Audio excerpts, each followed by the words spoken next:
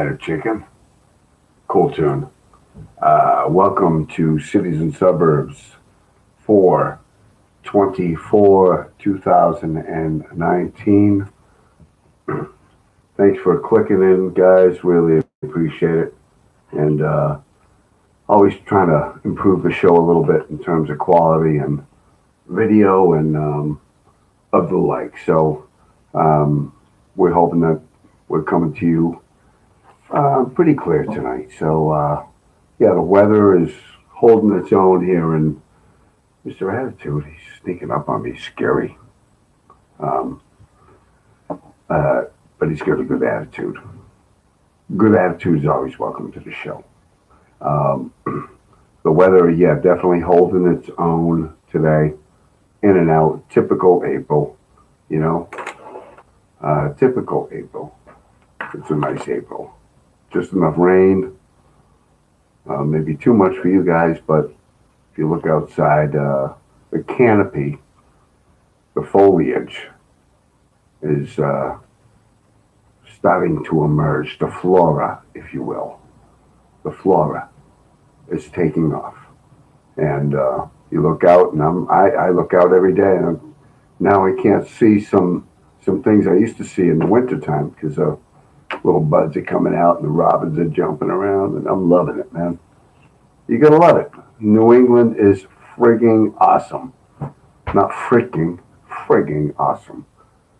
Sports, well, Bruins, Celtics moving on. Red Sox lost 2 in a row to Detroit. I think they're playing right now. Haven't looked at it. We'll check that out. But yeah, steady weather, predictable weather here in New England. So the highs and lows in the United States, I always like to give you guys that. So this is yesterday, actually, April 23rd, Death Valley, California, 102 degrees. Oh boy, yeah. Well, it sounds pretty good sometimes, though, right? When you're really cold in the wintertime, I'll take 102. You can't get that shower. If you're from New England, you can't get that shower warm enough, man, sometimes. But the low was a tie with Doe Lake, Michigan at 20 degrees and Stonington, Michigan at 20 degrees. Ooh. So anyway, just wanted to say that I saw some things today that a polling, and maybe you guys saw it on the news about the polling from Mass Inc. Mass Inc. polling. It was on WCVB TV. It was on some of the news stations, but about, and I've talked about this numerous times, addressed this issue about transportation. Not just in New England. In fact, I was just talking a few weeks ago about going to Boston and all the cars and people driving them themselves. And you know, I was thinking too, maybe the safest vehicle that's traveling are maybe with just two people. They're talking and watching this. So, hey, watch out for that. And, as opposed to by yourself where you're rogue, you're rogue. Nowadays, you're rogue on the road. Maybe, you know, there's conditions too. I say that only because some of the polls that, you know, this was on Mass Inc.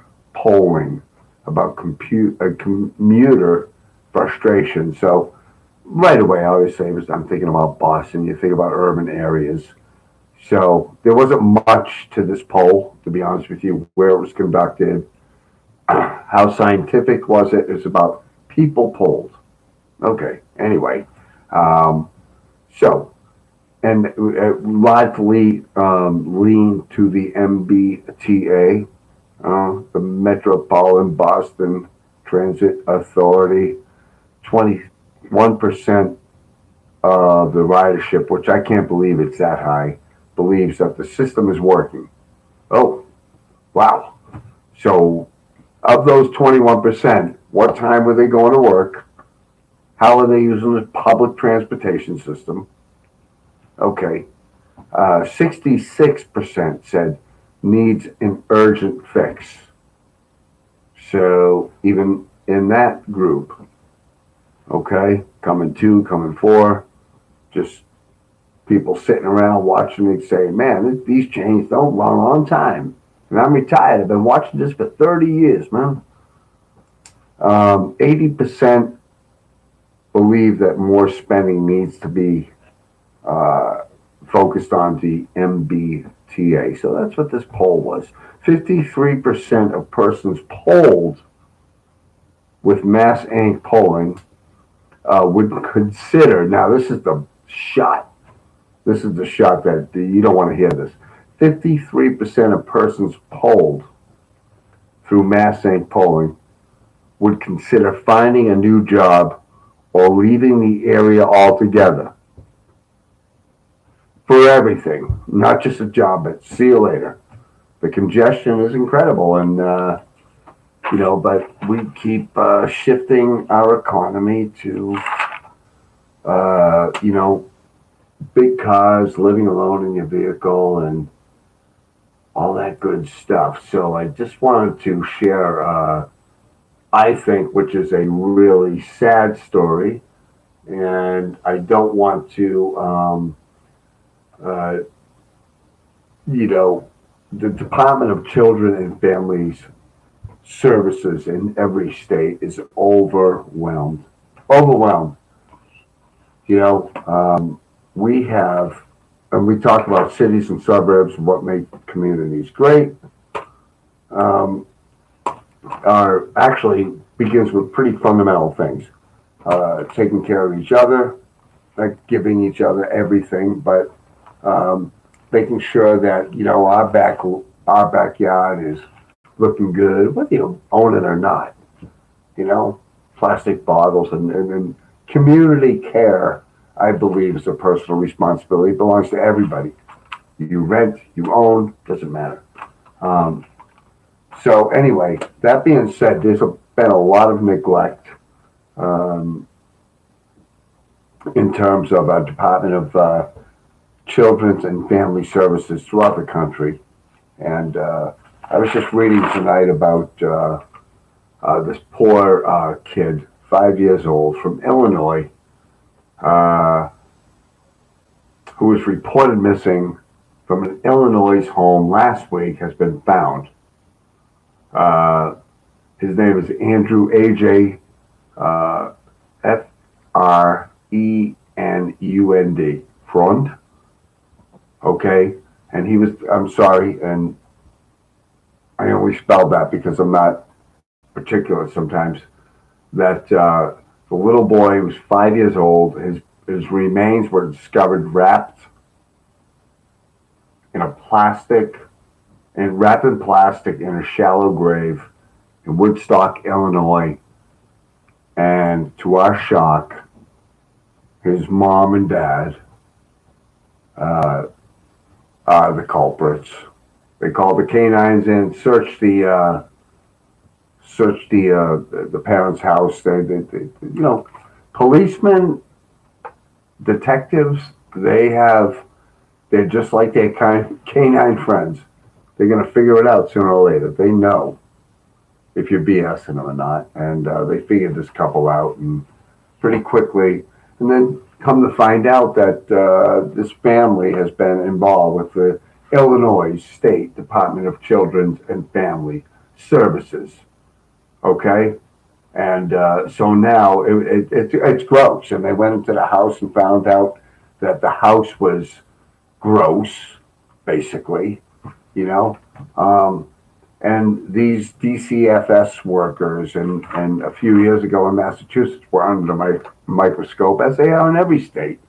They're so frigging overwhelmed, and the problem, I believe, is what makes our cities and suburbs suck, is people not taking personal responsibility.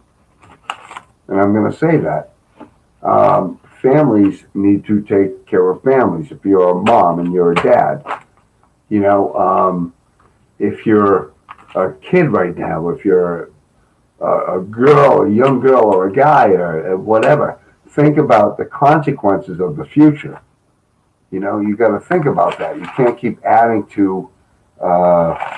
We, as a society, cannot keep adding to. Uh, Children born out of wedlock, children, illegitimate children, parents who are not ready to be parents. Growing the Department of Child and Family Services. I'm not saying that what our little buddy AJ out there in Illinois, and God rest his soul, freaking parents, man, wrapping him in plastic in a shallow grave. I mean, come on, let's do the math here, guys. Let's do the math. Anyway, I'm just going to start. Actually, no, I'm not going to start. I'm going to stop because I'm really pissed off, and I really feel bad about this little boy. And every day we turn on the news. Every day we turn on the news, and there's something that's wow.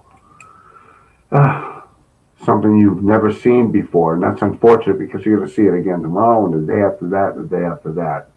But let's do something to influence, okay, an alternative, if we could, okay. Be a little bit more sensitive out there when we're driving. We live in this kind of me state right now, I think, in America, and I had a really good, some really great discourse today with a coworker of mine, and he's a really smart dude, and we both see things very differently, but at the end of the day, there's a lot of common things going on. But there's some, we have to look out today. We have to watch out for each other. This little boy, he didn't, what? 5 years old? The family had already been under the microscope of, well, not the microscope, but a case file in a tin drawer somewhere from Department of Child and Family Services of Illinois. So that's the way it's going. That's the way it's going. And so anyway, guys, so it's more, let's remember this little black guy, AJ. Okay? We'll talk to you soon. And I hope y'all stay well. Thanks. Take care.